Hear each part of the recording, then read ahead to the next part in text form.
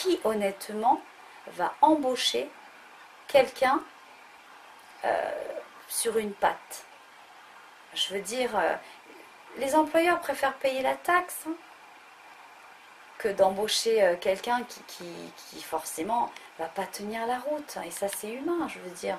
J'ai été licenciée 2 fois parce que j'avais trop d'arrêts maladie, parce que les pompiers m'ont ramené sur civière, parce que c'était gros bordel. Et je comprends. Donc quand on me dit qu'on peut me trouver des organismes pour me diriger vers une patente pour la peinture, mais moi je fais pas de la peinture en bâtiment. Hein. Enfin, je veux dire, c'est un délire. Je peux aller chercher la patente demain. Hein.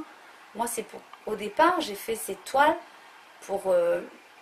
Et après, on me l'a dit après au CHT que pour eux, c'était de l'art-thérapie. Ça n'avait rien à voir avec un travail où on peut gagner de l'argent.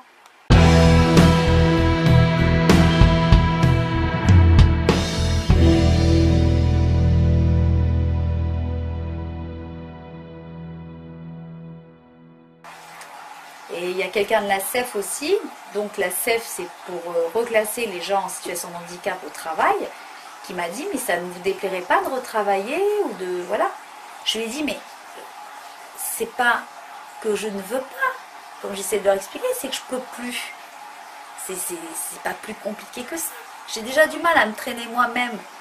Comme si j'avais 90 balais. Par moment, j'en ai 120. Je me lève le matin comme une chenille. Il me faut 3/4 d'heure. J'ai l'impression d'être passée sous un camion. Je fais des nuits blanches. Je ne sais même plus de quand est-ce que j'ai dormi normalement ou de quand est-ce que je n'ai plus eu mal. Je ne sais plus. Donc c'est vrai que j'arrive avec le sourire, j'arrive en essayant d'être pouponnée, j'arrive... parce que voilà, c'est moi quoi. Je veux dire, je suis comme ça. Je ne vais pas me plaindre. Je veux seulement qu'on m'écoute, qu'on lise le dossier, qu'on le prenne vraiment en compte et qu'on arrête de dire que c'est là-haut quoi. Ça c'est stop.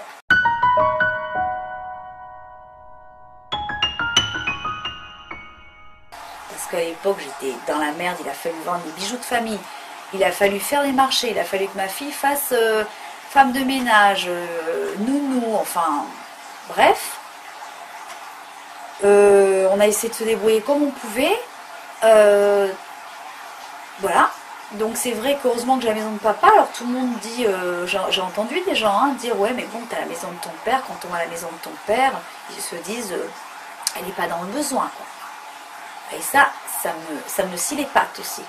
Parce que je veux dire, une maison ça s'entretient, elle a plus de 20 ans, puisqu'elle a l'âge de ma fille. Et c'était la maison de Merlin. Quand il pleuvait, on foutait des seaux partout, quoi. L'électricité n'était plus aux normes. On voyait les ratatouilles qui passaient d'un côté d'un bord, qui avaient fait les nids, les machins, enfin c'était un truc de dingo. C'est un peu comme l'apparence que j'ai. C'est-à-dire qu'on voit une maison, donc on se dit, elle n'est pas dans le besoin. Et je me dis, heureusement que j'ai la maison de mon père.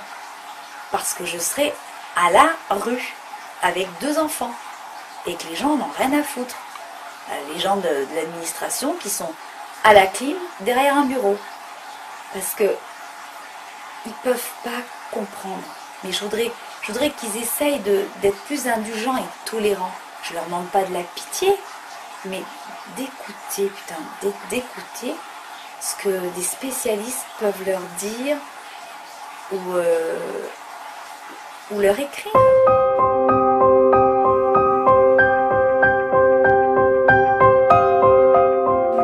Où je puise ma force, mais quelque part mes enfants sont mes moteurs.